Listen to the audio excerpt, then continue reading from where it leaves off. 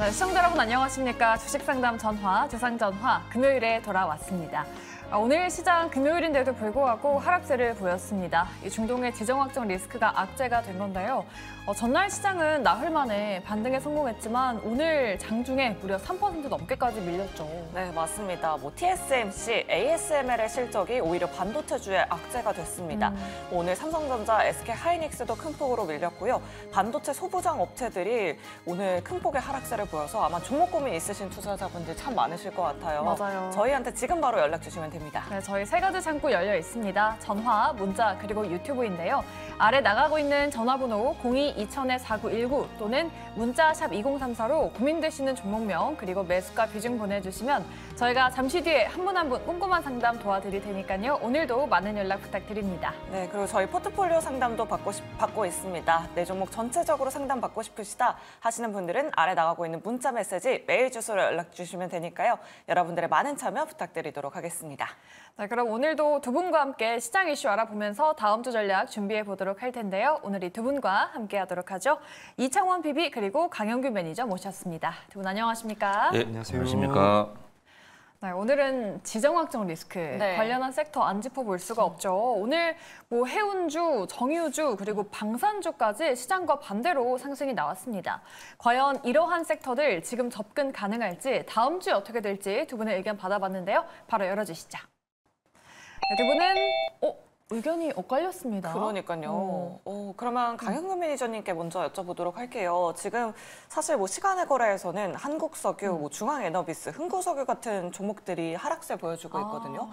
그럼에도 불구하고 다음 주 시장에서도 이런 이슈들 계속 봐야 한다라는 의견이실까요? 예, 그렇습니다. 지금 지정학적 리스크에 대해서 이스라엘의 입장과 그리고 미국의 입장, 그리고 이란의 입장이 전부 다 다른 상황에 놓여 있습니다. 그래서 아직 확인된 공식적인 입장은 없기 때문에 지금 단기성으로 올라가고 테마성으로 올라간 것들에 대한 차익 실현은 무조건 다 하셨다고 보여지고 다음 주에 주말 동안에 어떤 리스크함이 또 나올지 모릅니다. 그렇기 때문에 아예 관심 밖으로 두시기보다는 다음 주에 일정을 주말 동안의 리스크를 그 주말 동안에 이슈들을 그 뉴스를 체크한 다음에 그러한 부분을 관종에 넣어놓으시고 보시면 될 것 같고 또한 다음 주에 그 방산에 대한 일정이 좀 잡혀 있습니다. 그렇기 때문에 방산주 중에서도 실적이 잘 찍히고 기관 투자자들이 수급을 좀 해놓은 종목들, 그런 종목들로 테마성이 있는 종목이 아니고요. 그런 종목들 위주로 좀 봐두신다면 다음 주부터 있을 일정에 대해서 일정 그 실적 관련된 종목들이 또 방산주에서 올라갈 수 있다고 좀 보여지고 그리고 그 중에서도 이제 유가 관련된 종목들도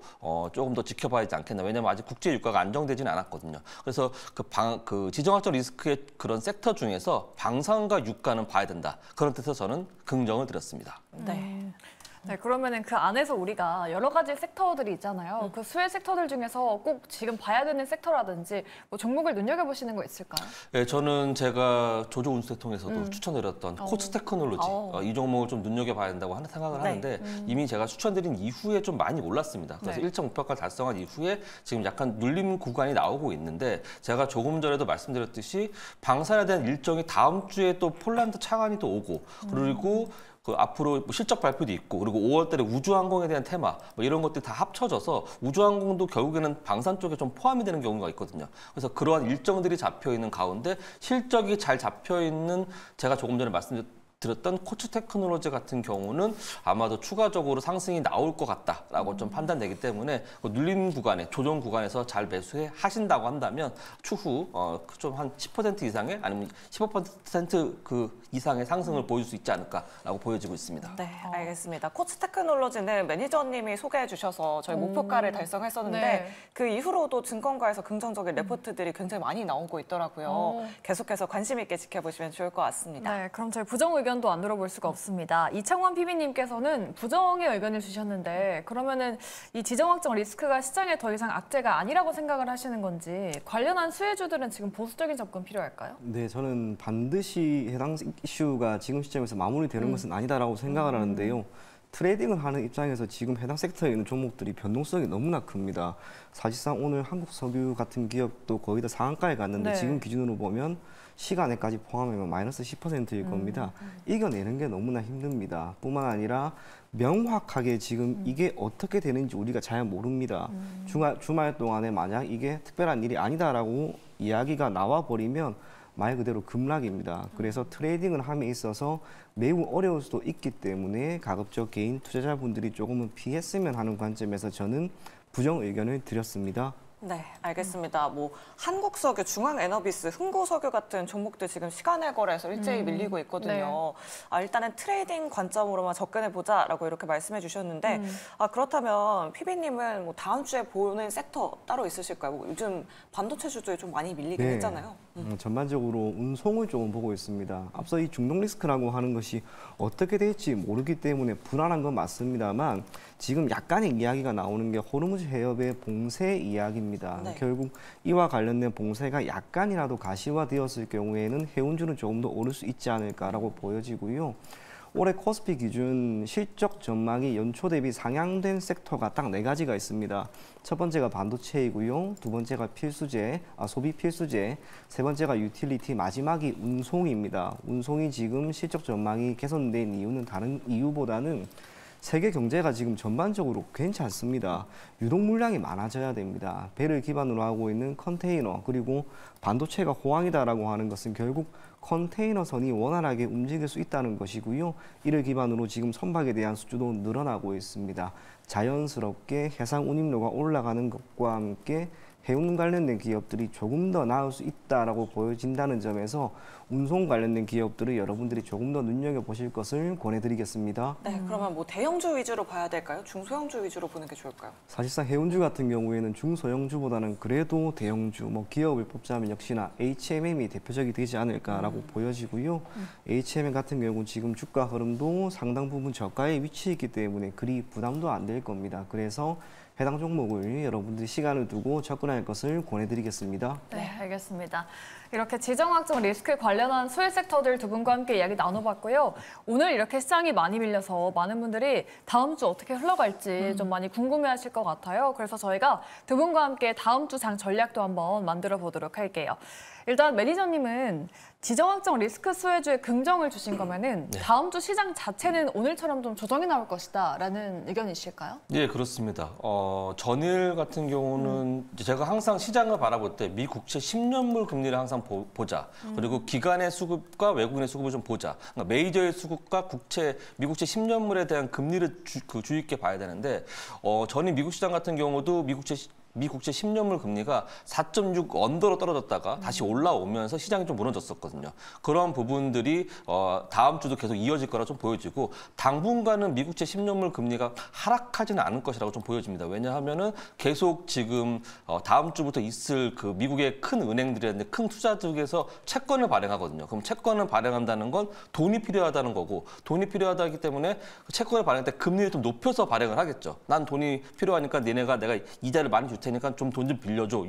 그런 이렇게 사고를 쭉 되는 건데 그렇다고 한다면 국채 금리가 더 이상 떨어질 수 있는 것보다는 더 올라갈 수 있다고 보기 때문에 그런 상황으로 흘러간다면 아무래도 미국의 증시도 그렇고 국내 증시도 지금 환율도 그렇고 국채 금리까지 그렇게 된다면 아무래도 좀 시장이 상승한다는 것보다는 조정장이 나올 것이라고 좀 보여지고 있습니다. 네, 알겠습니다.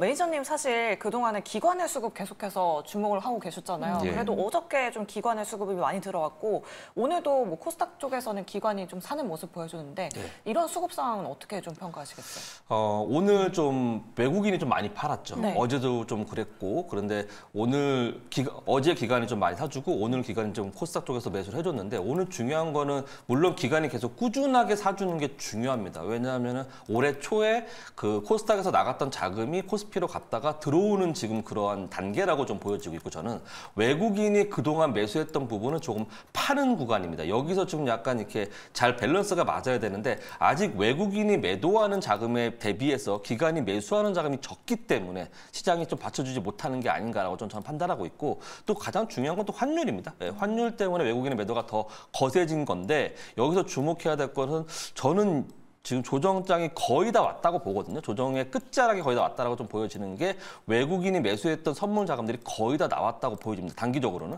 그렇다고 하면 다시 매수를 해야 될 타이밍이고 여기서 기간까지 들어오게 된다면 다음 주와 그 다음 주가 좀 중요한데 다음 주가 제일 중요하겠죠. 다음 주에 그런 부분을 잘 견뎌낸다면 그런다고 한다면 그 다음 주부터는 이제 조정의 끝자락에서부터 반등하는 장이 펼쳐지지 않을까라고 좀 보여지고 있습니다. 네, 알겠습니다. 일단은 다음 주는 좀 주의를 하면 좋을 것 같다라고 네. 이렇게 말씀해 주셨고요. 피비님께도 다음 주 시장 대응 전략 한번 여쭤보도록 할게요. 네. 아무래도 뭐 전쟁 리스크보다는 그동안 금리 인하 기대감이 좀 후퇴했다라는 네. 점이 우리 국내 증시를 좀 끌어내렸던 악재였던 것 같아요. 다음 주 네. 시장은 어떻게 전망하실까요? 개인적으로 보수적인 관점으로 대하되에 새로운 주도 섹터가 있으면 그걸 조금 찾아보았으면 좋겠습니다. 1차적으로 중동 리스크가 만약 조금 더 불거진다면 다음 주 시장은 결국엔 좋지 않을 겁니다. 시장은 더 밀릴 수밖에 없고요. 주말 동안 이것이 만약에 해소된다고 하면 아마 오늘 하락했던 부분은 만회할 거라고 봅니다. 그럼에도 불구하고 중동 리스크를 제외한 더 큰 리스크라고 할 수 있는 금리에 있어서의 부분, 즉 금리 인하 기대감이 지금 상당 부분 후퇴했습니다. 오히려 어제 저녁 같은 경우에는 금리 인상에 대한 이야기도 나왔습니다. 충분히 그럴 수 있는 이야기입니다. 적어도 이번 중동 리스크라고 하는 부분이 오늘 기준으로 해소된다 하더라도 지금 완전히 전쟁이 끝난 게 아닙니다. 유가나 에너지는 더 오를 수 있고요. 이것은 필연적으로 미 경제는 물론이고 실물 경제의 상당 부분을 차지하는 이 CPI를 기반으로 하고 있는 물가 지표의 악화를 견인할 수밖에 없습니다. 금리 인상에 대한 이야기가 괜히 나온 게 아니고 금리 인하 기대감 또한 많이 후퇴했다는 점은 결국 4월의 시장을 크게 떨어뜨린 주된 변수입니다. 그런 면에서 아직 이 부분이 해소가 안 되었기 때문에 시장이 당장 턴을 하고 중기나 장기적인 관점에서는 나아진다 하더라도 이게 적어도 다음 주 혹은 그 다음 주 바로 올라가기는 조금 힘들 거라고 봅니다. 반도체도 오늘 상당 부분 무너졌는데요. 시간에 의해서 약간 반등이 나오는 움직임을 보이긴 합니다. 하지만 1월부터 3월까지 너무나 좋았습니다. 너무나 많이 올랐기 때문에 이제 해당 섹터는 약간의 조정이 나올 수도 있다라고 보여지고요.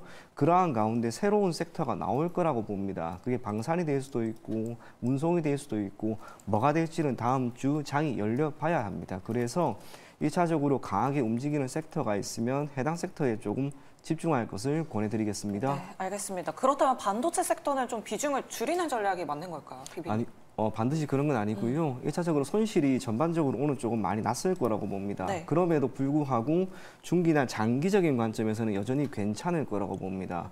배경이 되는 것은 역시 삼성전자를 기반으로 하고 있는 메모리 반도체 쪽인데 지금 메모리 반도체를 기반으로 하고 있는 주된 기업들, 뭐 삼성전자, SK 하이닉스, 마이크론 주가 움직임이 모두 다 좋고요. 엔비디아 또한 전반적으로 시장에 조정이 나온다 하더라도 주가는 결국 더 오를 것이다라고 하는 전망이 지배적입니다.